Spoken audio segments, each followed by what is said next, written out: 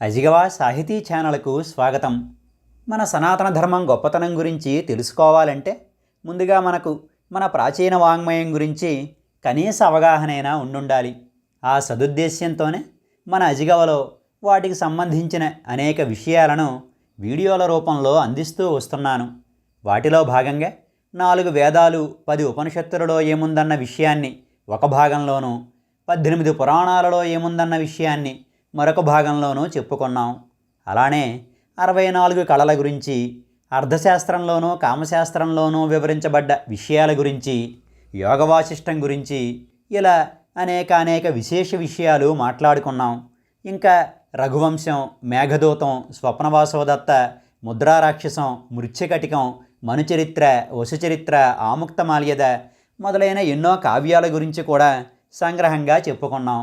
అదే ఒరవడిలో ఈరోజు ఆస్తిక దర్శనాలైన న్యాయ, వైశేషిక, సాంఖ్య, యోగ, పూర్వమీమాంస, ఉత్తరమీమాంసల గురించి కూడా మాట్లాడుకుందాం. తరువాయి భాగంలో నాస్తిక దర్శనాలైన చార్వాక, బౌద్ధ, జైనాల గురించి చెప్పుకుందాం. ఈ దర్శనాల గురించి తెలుసుకుంటే మన భరతజాతి అనేక వైరుధ్యమైన భావాలను, సిద్ధాంతాలను ఎంత ఆదరభావంతో చూసిందో అర్థమవుతుంది. అలానే తా పట్టిన కుందేలుకు 3 కాళ్లన్న చందాన సాగుతూ తమ మత సిద్ధాంతమే గొప్పదనే అనేక ఇతర మతాలకు మతంగా కాకుండా ధర్మంగా విలసిల్లే మన భరతజాతీయుల దృక్పథానికి ఉన్నటువంటి భేదం కూడా స్పష్టంగా తెలుస్తుంది. ఈనాటి ఆస్తిక దర్శన సాహిత్యాన్ని తెలుసుకునే ముందు ఎప్పటిలానే నాదో చిన్న మాట. సాహితీ సంబంధమైన విషయాల గురించి మీలో ఎవరికైనా నా సహాయం కావలసి వస్తే rajanptsk@gmail.comకు ఈమెయిల్ చేయండి. అలానే సాహితీ సేవకు మీ వంతు సాహితీ పోషణ చెయ్యాలి అనుకుంటే 9949121544 నెంబరుకు మీ మనసుకు నచ్చినంత నగదును ఫోన్పే లేదా గూగుల్ పే చేయండి. ఇక ఆస్తిక దర్శనాలను దర్శిద్దాం. దర్శనం అన్న మాటకు దర్శించుట అని అర్థం. దేన్ని దర్శించడం అంటే ఎప్పటికీ నిలిచి ఉండే సత్యాన్ని దర్శించడం. అయితే సత్యాన్ని అందరూ ఒకేలా దర్శించరు కదా. పైగా ఇదే సత్యం అని చెప్పడానికి ప్రమాణం ఏమిటి? ఇక్కడ గమనించవలసింది ఏంటంటే మేము దర్శించిన సత్యం ఇది అంటూ దర్శనకారులు కొన్ని సిద్ధాంతాలను ప్రవచించారు. ఆ దర్శనకారుల్లో కొందరు ఆస్తికులైతే మరికొందరు నాస్తికులు. వేదాన్ని ప్రమాణంగా భావించిన వాళ్ళు ఆస్తికులు, వేద ప్రమాణాన్ని అంగీకరించని వాళ్ళు నాస్తికులు. ఆస్తిక దర్శనాలన్నీ వేద ప్రమాణాన్ని అంగీకరించినప్పటికీ సాంఖ్య, వైశేషిక, పూర్వమీమాంసా దర్శనాలు ఈశ్వరుడి అస్తిత్వాన్ని మాత్రం అంగీకరించలేదు. న్యాయ, యోగ, ఉత్తరమీమాంసా దర్శనాలు ఈశ్వర భావనను అంగీకరించాయి. ఇక ఇప్పుడు ఒక్కో ఆస్తిక దర్శనం గురించి చెప్పుకుందాం. ముందుగా మనం న్యాయ దర్శనం గురించి చెప్పుకుందాం. ఈ న్యాయ దర్శనానికి ప్రవర్తకుడు గౌతమ మహర్షి. ఈ దర్శనంలో ఉన్న 528 సూత్రాలకు వాత్సాయన మహర్షి వ్యాఖ్యానం రాశారు. ఒక విషయాన్ని తర్కబద్ధంగా, ప్రామాణికంగా, లోతుగా పరిశీలించి సత్యావిష్కరణ చేయడానికే న్యాయము అని పేరు. దీనికే అన్వేక్షకి అన్న మరో పేరు కూడా ఉంది. అంటే పరిశోధనాత్మకమైనది అని అర్థం. న్యాయశాస్త్రాన్ని తర్కశాస్త్రమని కూడా అంటారు. తర్కం ద్వారా ఈ సృష్టికర్త పరమేశ్వరుడే అని నిరూపించడమే ఈ శాస్త్రం యొక్క ముఖ్య ఉద్దేశ్యం. ఈశ్వరుని ఉనికిని సహేతుకంగా వివరిస్తుంది ఈ దర్శనం. ఈ దర్శనానికి ముఖ్యమైన సాధనం తార్కిక పద్ధతి, అంటే హేతు విచారణ పద్ధతి. సత్యాన్ని 4 సాధనాల ద్వారా న్యాయం చర్చిస్తుంది. అవి ప్రత్యక్ష ప్రమాణం, అనుమాన ప్రమాణం, ఉపమాన ప్రమాణం, శబ్ద ప్రమాణం. ప్రత్యక్ష ప్రమాణం అంటే జ్ఞానేంద్రియాల వల్ల అనుభవంలోకి వచ్చేది. చూడటం ద్వారా, వినడం ద్వారా, వాసన పీల్చడం ద్వారా, రుచి ద్వారా ప్రత్యక్షంగా తెలుసుకోవడమే ప్రత్యక్ష ప్రమాణం. ఇక రెండవది అనుమాన ప్రమాణం. దూరంగా కొండపై పొగ కనిపిస్తుంటే మనకక్కడ అగ్ని కనిపించకపోయినా అక్కడ నిప్పు ఉండే ఉంటుందని నిశ్చయంగా అనుకుంటాం. మన నిశ్చయానికి కారణం ఎదురుగా కనిపించే పొగ, అదే సాక్ష్యం. ఈ ఉదాహరణలో పొగనే హేతువని, లింగమని అంటారు. ప్రత్యక్షంగా తెలుసుకోలేని దానిని ఇలా ఇతర సాక్ష్యాల సహాయంతో తెలుసుకోగలగడమే అనుమాన ప్రమాణం. జీవాత్మ పరమాత్మ మన కళ్ళకు కనిపించవు, కానీ వాటిని హేతుబద్ధమైన అనుమాన ప్రమాణం ద్వారా తెలుసుకోవచ్చును. ఆధ్యాత్మిక విషయాలలో ప్రత్యక్ష ప్రమాణం ద్వారా తెలుసుకోగలిగేవి చాలా తక్కువగా ఉంటాయి. చాలా వరకు అనుమాన ప్రమాణం ద్వారానే తెలుసుకోగలం. ఇక మూడవ ప్రమాణం ఉపమాన ప్రమాణం. మనకు తెలియని దానిని తెలిసిన దాని సహాయంతో తెలుసుకోగలగడమే ఉపమాన ప్రమాణం. ఇక్కడ పరమాచార్యుల వారు చెప్పినటువంటి ఉదాహరణను చెప్పుకుందాం. గవయము అనే జంతువు ఒకటి ఉందనుకుందాం. అది ఎలా ఉంటుందో మనకు తెలియదు. అది ఆవులాగా ఉంటుందని చూసిన వారు చెప్పిన మాట. మనం ఏ అడవికో వెళ్ళినప్పుడు అటువంటి ఆవు పోలికలతో కనబడిన కొత్త జంతువును చూసి ఇదే గవయము అయ్యుంటుందని నిశ్చయించుకుంటాం. అంటే తెలిసిన దాని పోలికతో తెలియని దానిని తెలుసుకోవడమే ఉపమాన ప్రమాణం. ఇక చివరి ప్రమాణం శబ్ద ప్రమాణం. వేదంలో చెప్పబడిన విషయాలు, మహర్షులు చెప్పిన మాటలు మొదలైనవన్నీ మనకు ప్రమాణాలే. వీటినే శబ్ద ప్రమాణాలు అంటారు. న్యాయదర్శనం వాదంలో ఉన్న భేదాలను కూడా వివరిస్తుంది. ఈ వాదాలలో చాలా భేదాలు ఉన్న ప్రధానమైనవి మాత్రం 3. అవి వాదము, జల్పము, వితండవాదము. వాద ప్రతివాదులు ఒకరి సిద్ధాంతాన్ని మరొకరు సహేతుకంగా ఖండించుకుంటూ సత్యాన్ని ఆవిష్కరించడానికి ప్రయత్నిస్తే దానిని వాదము అంటారు. సత్యావిష్కరణతో పని లేకుండా కేవలం తన సిద్ధాంతం మాత్రమే నెగ్గాలని చేసే వాదాన్ని జల్పం అంటారు. అసలు తనకో సిద్ధాంతం అంటూ లేకుండా అవతలి వారి సిద్ధాంతాన్ని ఏదో ఒకలా తప్పుపట్టాలని చేసే వాదాన్ని వితండవాదం అంటారు. అలానే న్యాయం జీవాత్మ పరమాత్మ భావనను అంగీకరిస్తుంది. ఈశ్వరుడు సర్వశక్తిమంతుడని, ఒక ఆకారమంటూ లేనివాడని అంటుంది. ఆత్మ అనేది అణువుల చిన్నగా ఉండదని, శరీరమంతా వ్యాపించే ఉంటుందని న్యాయం ప్రబోధిస్తుంది. అలానే పరమాణువుల సంయోగం వల్ల సృష్టి, పరమాణువుల వియోగం వల్ల ప్రళయం సంభవిస్తాయంటుంది. ఇదంతా పరమాత్మ సంకల్పంతోనే జరుగుతుందంటుంది. మానవులు చేసే కొన్ని కర్మలు వెంటనే వాటికి తగ్గ ఫలితాన్నిస్తే, మరికొన్ని కర్మలు జీవిత చరమాంకంలోనో ఆ తరువాత జన్మలోనో ఫలితాలను ఇస్తాయంటుంది. సత్యశోధనకు వాదోపవాదాలను, తర్కాన్ని ఉపయోగించుకోవాలని చెప్పే ఈ న్యాయం భారతీయ తత్వశాస్త్ర గొప్పదనాన్ని పాశ్చాత్యులకు తెలిసేలా చేసింది. న్యాయం తరువాతది వైశేషిక దర్శనం. నిజానికి న్యాయ దర్శనం ముగిసిన చోట వైశేషిక దర్శనం ప్రారంభమవుతుంది. ఈ వైశేషికానికి ప్రవర్తకుడు కణాదుడు. అణువుని కణము అని కూడా అంటారు. అణు సిద్ధాంతాన్ని ప్రవర్తింపచేసినవాడు కనుక ఈ మహర్షికి కణాదుడు అనే పేరొచ్చింది. అన్ని పదార్థాలకు ఆధారభూతమైనది అణువేనంటుంది వైశేషికం. ఈ వైశేషిక దర్శనంలో 10 అధ్యాయాలు, 370 సూత్రాలు ఉన్నాయి. ఈ దర్శనం వేద ప్రమాణాన్ని అంగీకరించింది, కానీ ఈశ్వర భావనకు మాత్రం ప్రాధాన్యతను ఇవ్వలేదు. ఈ వైశేషిక దర్శనంలో ఉన్న విశేషం ఏంటంటే, ఇందులో భౌతిక శాస్త్రం, ఆధ్యాత్మిక శాస్త్రం, తర్కశాస్త్రం అన్నీ కలిసే ఉన్నాయి. అణువుల కలయిక వల్ల ఈ విశ్వం ఆవిర్భవించిందన్నది కణాదుని సిద్ధాంతం. ఆధునిక శాస్త్రవేత్తలు చెప్పే గాడ్స్ పార్టికల్ అనే దైవకణ భావనను ఏనాడో చెప్పినవాడు మన కణాద మహర్షి. ఈ విశ్వంలో ఉన్న 7 విషయాల మీద పరిపూర్ణ అవగాహన కనుక ఏర్పడితే ఆత్మజ్ఞానం కలుగుతుందన్నాడాయన. అవి ద్రవ్యం, గుణం, కర్మ, సామాన్యం, విశేషం, సమవాయం, అభావం. ద్రవ్యం అంటే పదార్థం. ఇది మళ్ళీ 9 రకాలు.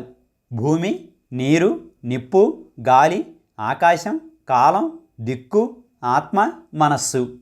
ఈ పదార్థాలన్నీ అణువుల సంయోగంతో ఏర్పడినవే. అణువులకు నాశనం లేదు కనుక ఈ పదార్థాలకు కూడా నాశనం లేదు. అయితే ఆకాశం, కాలం, ఆత్మ, మనస్సు ఇవి ఎప్పటికీ నిత్యాలే. మిగిలినటువంటి భూమి, నీరు మొదలైన పదార్థాలు అణువుల రూపంలో ఉన్నప్పుడు మాత్రమే నిత్యాలు, స్థూల రూపంలో ఉన్నప్పుడు అనిత్యాలు. అణువుల గుణాలను, ధర్మాలను బట్టి పదార్థ స్వరూపం మారుతూ ఉంటుంది. చెట్టు, పుట్ట, మనిషి, మృగం ఇలా అన్నీ అణువుల కలయిక వల్ల ఏర్పడినటువంటివే. అలానే ఆత్మకు స్వయంగా జ్ఞానం లేదని, శరీరంలో ప్రవేశించినప్పుడు మాత్రమే అది జ్ఞానాన్ని పొందుతుందని అంటుంది ఈ వైశేషికం. ఇంకా ప్రతి పదార్థానికి సాధారణ గుణాలతో పాటు ఒక విశేష గుణం కూడా ఉంటుంది. ఉదాహరణకు భూమికి గుణం గంధం, గాలికి గుణం స్పర్శ, ఆకాశానికి గుణం శబ్దం. ఈ గుణం ద్రవ్యంతో విడదీయరాని సంబంధాన్ని కలిగి ఉంటుంది. మరి పదార్థాలకు విశేషంగా ఒక గుణం ఉంటుంది అనుకున్నప్పుడు ఒక సందేహం వస్తుంది. గంధం అంటే వాసన అన్నది కేవలం భూమికే ఉంటుందా, నీటికి కూడా ఉంటుంది కదా అనవచ్చు. దానికి కణాద మహర్షి ఇలా సమాధానం చెబుతారు. వస్త్రంలో పుష్పాన్ని కడితే ఆ వస్త్రానికి కూడా ఆ పుష్పం యొక్క సుగంధం అంటుకుంటుంది. కానీ ఆ సుగంధం ఆ వస్త్రానికి స్వాభావికం కాదు కదా. అలానే భూమితో కలయిక వల్ల మిగిలినటువంటి పదార్థాలకు కూడా గంధగుణం సంక్రమిస్తుంది. ఇదే విధంగా మిగిలినటువంటి గుణాలను కూడా మనం విచారణ చేయాలి. కణాద మహర్షి గురుత్వగుణం గురించి చెబుతూ, భూమి అణువుల్లో ఉండే ఈ గురుత్వగుణం వల్ల బరువైన వస్తువులు భూమి మీద పడతాయని, తేలికైన వస్తువులు గాలికి పైకెగురుతాయని అన్నాడు. అలా భూమికి ఉన్న గురుత్వాకర్షణ శక్తి గురించి ఐజాక్ న్యూటన్ కంటే ఎన్నో శతాబ్దాల ముందే చెప్పినవాడు మన కణాద మహర్షి.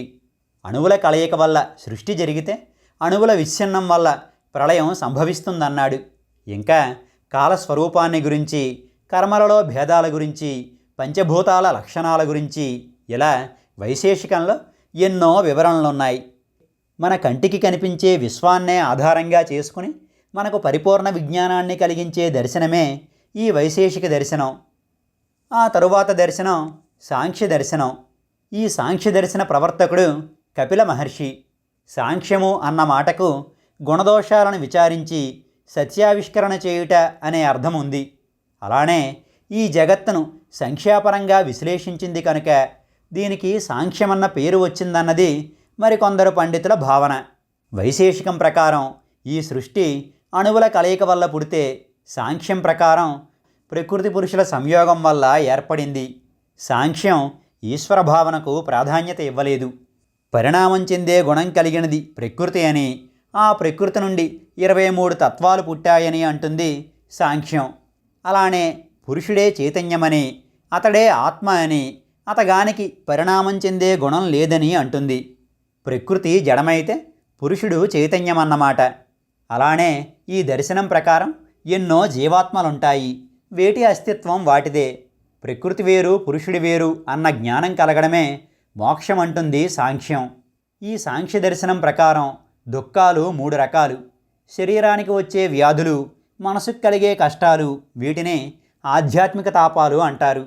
ఇతర ప్రాణుల వలన అంటే పశుపక్ష్యాదుల వలన కానీ, తోటి మానవుల వలన కానీ కలిగే కష్టాలు ఆది భౌతికాలు. అతివృష్టి, అనావృష్టి, భూకంపాలు మొదలైన వాటి వల్ల కలిగే బాధలను ఆదిదైవిక తాపాలంటారు. అలానే ప్రకృతికి 3 గుణాలుంటాయంటుంది సాంఖ్యం. అవి సత్వ, రజస్తమో గుణాలు. సత్వగుణం అంటే స్వచ్ఛంగా, ప్రశాంతంగా, ఉన్నతంగా ఉండే స్థితి. రజోగుణం అంటే తొందరపాటుతనం, కార్యాచరణ పరాయణత్వం మొదలైన గుణాలను కలిగి ఉండేది. మూడవదైన తమోగుణం సోమరితనం, బద్ధకం, ఎక్కువగా నిద్రపోయే లక్షణాలను కలిగి ఉంటుంది. అటువంటి త్రిగుణాత్మకమైన ప్రకృతి నుండి మహత్తు అంటే బుద్ధి పుట్టింది. ఆ బుద్ధి నుండి నేను అనే అహంకారం పుట్టింది. అహంకారం నుండి మనస్సుతో పాటు కళ్ళు, చెవులు, ముక్కు, నాలుక, చర్మం అనే 5 జ్ఞానేంద్రియాలు, నోరు, చేతులు, కాళ్ళు, విసర్జనేంద్రియం, జననేంద్రియం అనే 5 కర్మేంద్రియాలు, శబ్ద, స్పర్శ, రూప, రస, గంధాలనే 5 తన్మాత్రలు పుట్టాయి. ఈ తన్మాత్రల నుండే ఆకాశం, వాయువు, అగ్ని, నీరు, భూమి అనే పంచభూతాలు ఆవిర్భవించాయి. ఇలా ప్రకృతి నుండి 23 తత్వాలు ఆవిర్భవించాయి. ప్రకృతితో కలిపి ఇవి మొత్తం 24. ప్రకృతి జడం కనుక ప్రకృతి నుండి పుట్టిన 23 తత్వాలు కూడా అచేతనాలే. ఈ 24 తత్వాలు పురుషునితో కలిసినప్పుడే చేతనత్వాన్ని పొందుతాయి. మనస్సు, బుద్ధి, అహంకారం ఈ మూడింటినీ కలిపి అంతఃకరణము అంటారు. పాలు పెరుగుగా మారినట్టు ప్రకృతి పురుషుని సహాయంతో తనంతట తానుగానే పరిణామం చెందుతుంది. కానీ ఇందులో ఈశ్వరునికి ప్రమేయమంటూ ఏమీ ఉండదన్నది సాంఖ్యం చెప్పే మాట. ఆదిశంకరాచార్యుల వారు ఈ సాంఖ్యాన్ని అంగీకరించలేదు. శంకరులే కాదు, రామానుజులు, మధ్వాచార్యులు కూడా సాంఖ్యాన్ని నిరసించారు. సాంఖ్యానికి సంబంధించిన గ్రంథాలలో ఈశ్వర కృష్ణుని సాంఖ్యకారికలు అత్యంత ప్రసిద్ధమైనవి. ఇక 4వ దర్శనం యోగ దర్శనం. ఈ యోగ దర్శనానికి ప్రవర్తకుడు పతంజలి మహర్షి. యోగ దర్శనం సాంఖ్య దర్శనానికి దగ్గరగానే ఉంటుంది. సాంఖ్యం ప్రకారం జీవుడు తాను ప్రకృతి నుండి వేరనే భావాన్ని గుర్తించినాడు అజ్ఞానం నశించి మోక్షం సిద్ధిస్తుంది. అయితే అందుకు ఎటువంటి సాధనలు చెయ్యాలి అన్నదాని గురించి సాంఖ్యం అంతగా మాట్లాడలేదు. ఆ సాధనా పరంపరను వివరించేదే యోగం. అయితే యోగ దర్శనం సాంఖ్యం చెప్పిన 25 తత్వాలను అంగీకరిస్తూనే 26వ తత్వంగా పరమాత్మను పేర్కొంటుంది. ఈ యోగ దర్శనంలో 194 సూత్రాలున్నాయి. ఇవన్నీ 4 పాదాలలో ఉన్నాయి. ఇక్కడ పాదము అంటే భాగము అని అర్థం. అవి సమాధి పాదము, సాధన పాదము, విభూతి పాదము, కైవల్య పాదము. యోగ చిత్తవృత్తి నిరోధ అన్న సూత్రాన్ని బట్టి మనస్సులో కలిగే సంకల్పాలను నిరోధించి సమాధి స్థితికి చేరుకోవడమే యోగం. అటువంటి సమాధి స్థితికి చేరిన జీవుడు పరమానందాన్ని పొందుతాడు. ఆ స్థితికి చేరడానికి అష్టాంగ యోగం సహకరిస్తుందని చెబుతుంది ఈ దర్శనం. యమము, నియమము, ఆసనము, ప్రాణాయామము, ప్రత్యాహారము, ధారణ, ధ్యానము, సమాధి అనే 8 యోగాంగములకే అష్టాంగ యోగమని పేరు. ఇందులో మొదటిది యమము, అంటే అహింస, సత్యం, దొంగతనం చేయకుండుట, బ్రహ్మచర్యం అవలంబించుట, అవసరమైన దానికంటే ఎక్కువ తీసుకొనకుండుట అనే 5 కలిపి యమము అంటారు. రెండవది నియమము, పరిశుద్ధత, సంతోషము, తపస్సు, వేదోపనిషత్తులను అధ్యయనం చేయుట, ఈశ్వరుని యందే లయమైన బుద్ధి. ఈ 5 నియమములు అంటారు. మూడవది ఆసనం. యోగ సాధనలో మన శరీర కదలికలకు, కూర్చునే విధానానికి కూడా ఎంతో ప్రాధాన్యం ఉంటుంది. శరీరం స్థిరంగా సుఖం కలిగించే ఆసన స్థితిలో ఉంటే చిత్తం నిలకడగా ఉంటుంది. పద్మాసనం, సిద్ధాసనం, వజ్రాసనం, భద్రాసనం మొదలైనవన్నీ ఆసనాలు. ఇక 4వది ప్రాణాయామం. గాలి లోనికి పీల్చడం శ్వాస, అదే పూరకం. గాలిని బయటకు వదలడం ప్రశ్వాస, అదే రేచకం. గాలిని లోపలే బంధించి ఉంచడం కుంభకం. ఈ పూరక, రేచక, కుంభకాలను ఒక క్రమ పద్ధతిలో నియంత్రించడమే ప్రాణాయామం. ఈ ప్రాణాయామాన్ని అభ్యాసం చేయడం వల్ల మానసికమైన మాలిన్యాలన్నీ తొలగిపోతాయి. ఇక 5వ యోగాంగం ప్రత్యాహారము. అదుపు తప్పుతున్న ఇంద్రియాలను నియంత్రించి చిత్తాన్ని స్థిరంగా నిలపడానికి ప్రయత్నించడమే ప్రత్యాహారము. 6వది ధారణ. చిత్తాన్ని హృదయం మీదనో, నాభి మీదనో ఇలా ఏదైనా ఒక చోట నిలిపి ఉంచడాన్ని ధారణ అంటారు. 7వది ధ్యానం. ధారణలో ఒక ప్రదేశంలో చిత్తాన్ని నిలిపి ఉంచితే ఆ ప్రదేశంలో ధ్యేయమైన స్వరూపాన్ని అవిచ్ఛిన్నంగా దర్శించగలగడం ధ్యానం. 8వది సమాధి. ధ్యానం చేసేవాడు ధ్యానం చేయబడేది. ఈ 3 కూడా ఒక్కటైపోతే అదే సమాధి. ఆ సమాధి స్థితే సాధకునికి పరమావధి. ఈ అష్టాంగ యోగాను అభ్యాసం చేయడం ద్వారా మానసిక ఇబ్బందులతో పాటు శారీరక ఇబ్బందులు కూడా తొలగిపోతాయి. ఇక 5వ దర్శనం పూర్వమీమాంస. వేదంలో యజ్ఞయాగాదుల వంటి కర్మకాండలకు సంబంధించిన విషయాలను ఈ పూర్వమీమాంసా శాస్త్రం చర్చిస్తుంది. మీమాంస అన్న మాటకు పూజనీయమైన విచారణ అని అర్థం. వేదవచనాలకి కేవలం ప్రతిపదార్థాలపై ఆధారపడి తప్పుడు భావాన్ని గ్రహించకుండా అసలైన తాత్పర్యాన్ని వివరించడమే ఈ దర్శనం ఉద్దేశ్యం. ఈ పూర్వమీమాంసా శాస్త్రానికి ప్రవర్తకులు జైమిని మహర్షి. 12 అధ్యాయాలుగా ఉండే ఈ పూర్వమీమాంసా దర్శనంలో సుమారుగా 1000 అధికరణాలున్నాయి. అధాతో ధర్మ జిజ్ఞాస అన్న సూత్రంతో మొదటి అధికరణం ప్రారంభమవుతుంది. అంటే అటుపై ధర్మం గురించి విచారణ చేద్దాం అని అర్థం. దేని తరువాత విచారణ చెయ్యాలి అంటే ముందుగా వేదాధ్యయనం చేసి అటుపైనే ధర్మం గురించి విచారించాలి అంటుంది ఈ పూర్వమీమాంసా దర్శనం. ఈ దర్శనంలో ఉండే ప్రతి అధికరణానికి 5 అంశాలుంటాయి. అవి విషయం, సంశయం, పూర్వపక్షం, ఉత్తరపక్షం, సంగతి. ఈ సంగతినే నిర్ణయం అని కూడా అంటారు. దేని గురించి చర్చ చేస్తున్నామో అది విషయం. ఆ విషయస్వరూపం ఇలా ఉంటుందా అన్న భావన సంశయం. మొదట ఒకరు ఒక విషయాన్ని తీసుకుని దీని అర్థం ఇదేనంటూ ఉదాహరణపూర్వకంగా వాదించడాన్ని పూర్వపక్షం అంటారు. ఆ పూర్వపక్ష వాదాన్ని సరైన హేతువులతో ఖండిస్తూ రెండవ వారు చేసే వాదమే ఉత్తరపక్షం. దీనినే సిద్ధాంతం అని కూడా అంటారు. పూర్వపక్ష ఉత్తరపక్ష వాదాలను పరిశీలించి ఒక నిర్ణయానికి రావడమే సంగతి.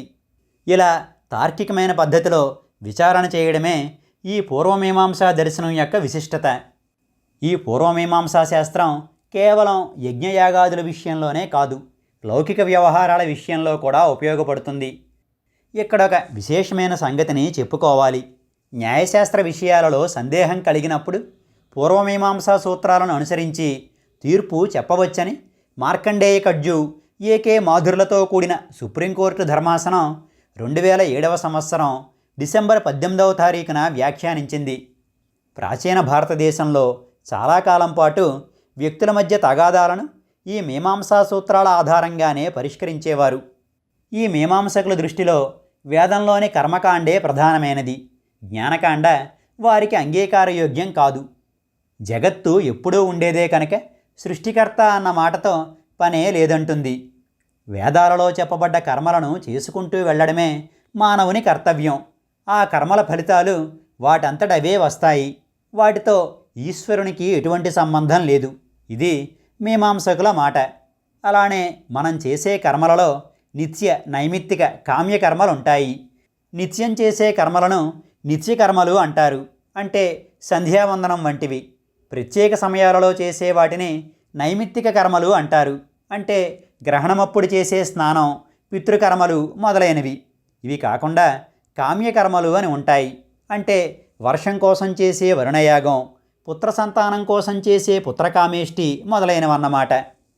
మనిషి జీవితానికి పరమావధి కర్మకాండే అంటుంది పూర్వమీమాంస. జైమిని మహర్షి రచించిన ఈ మీమాంస సూత్రాలకు భాష్యాన్ని రచించింది శబరస్వామి. వార్తికాన్ని కుమరల భట్టు వ్రాశారు.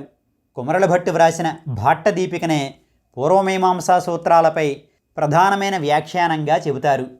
జైమిని సూత్రాలకు ప్రభాకరుడు వ్రాసిన భాష్యం కూడా ఎంతో ప్రసిద్ధి చెందింది. వ్యక్తిగత అభ్యున్నతికి, లోక కళ్యాణానికి ప్రతి ఒక్కరూ ఖచ్చితంగా కర్మకాండను ఆచరించాలి అనేది ఈ పూర్వమీమాంసా శాస్త్రం యొక్క సిద్ధాంతం.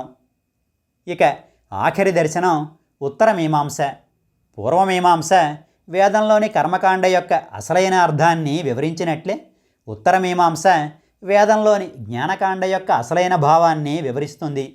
పూర్వమీమాంస ధర్మజిజ్ఞాసకు సంబంధించిందైతే ఉత్తరమీమాంస బ్రహ్మజిజ్ఞాసకు సంబంధించినది. అందుకే ఉత్తరమీమాంసలో భాగమైన బ్రహ్మసూత్రాలు అధాతో బ్రహ్మజిజ్ఞాస అనే సూత్రంతో ప్రారంభమవుతాయి. అంటే అటుపై బ్రహ్మముని గురించి విచారించుము అని అర్థం.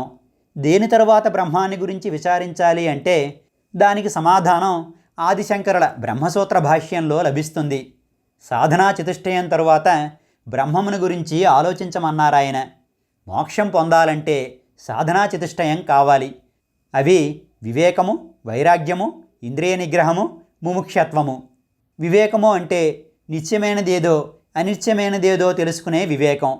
వైరాగ్యం అంటే లౌకిక భోగాల మీద ఆసక్తి లేకపోవడం. ఇంద్రియ నిగ్రహం అంటే కామక్రోధాదుల్ని అదుపులో ఉంచుకోగలగడం. ముముక్షత్వం అంటే మోక్షం సాధించాలనే బలమైన కోరిక కలిగి ఉండటం. ఈ 4 ఉన్నప్పుడే పరబ్రహ్మతత్వాన్ని విచారించగలుగుతామన్నది శంకరుల వారి ఉపదేశం. వేదాల సారమే ఉపనిషత్తులు, అవే వేదాంతం. ఆ వేదాంత సారం అందరికీ సులభంగా అర్థం కావడానికి వాటిని 555 సూత్రాలుగా రచించాడు వ్యాసభగవానుడు. అవే బ్రహ్మసూత్రాలు. వ్యాసభగవానునే బాదరాయణుడు అని కూడా అంటారు. జైమిని పూర్వమీమాంసలో సుమారు 1000 అధికరణాలుంటే బాదరాయణుని ఉత్తరమీమాంసలో కేవలం 192 అధికరణాలున్నాయి. జీవుడంటే ఏమిటి, జీవుడుండే జగత్తు అంటే ఏమిటి, దీనికంతటికీ మూలమైన తత్వం ఏమిటి, ఈ 3 విషయాలను బ్రహ్మసూత్రాలు వివరిస్తాయి. ఉపనిషత్తులు వేదాలకు ఉత్తరార్ధంలో ఉంటాయి కనుక ఈ దర్శనానికి ఉత్తరమీమాంసా దర్శనం అని పేరు వచ్చింది. సృష్టి స్థితిలయకారకుడు పరబ్రహ్మమని, అతడు సర్వజ్ఞుడని అంటుంది ఉత్తరమీమాంస. జీవుల కర్మలకు ఫలప్రదాత కూడా ఆ పరబ్రహ్మమే. ఆ ఈశ్వరుడు తప్ప మన కళ్ళకు కనబడే ఈ జగత్తంతా క్షణికమైనదే. అందుకే బ్రహ్మసత్యం జగన్మిథ్య, జీవో బ్రహ్మైవ నాపరః అన్నారు.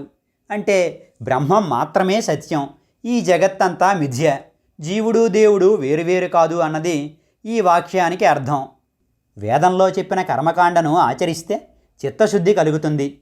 అటువంటి ఏకాగ్రచిత్తమైన మనస్సు కలిగాక అప్పుడు జ్ఞానకాండను అభ్యసించాలి. అంతేకాని కేవలం కర్మాచరణ చేస్తున్న సంతృప్తితో సాధకుడు ఆగిపోకూడదన్నది శంకరాచార్యుల వారి మాట. నిజానికి కర్మలేవి నిత్యానందాన్ని ఇవ్వలేవు. కర్మల వల్ల ఇహంలో సిరి సంపదలను, పరంలో పితృదేవలోకాల్ని పొందిన పుణ్యం క్షీణించగానే మరలా భూలోకంలో జన్మించవలసిందే. అందుకే భగవద్గీత క్షీణే పుణ్యే మర్త్యలోకం విశంతి అంటుంది.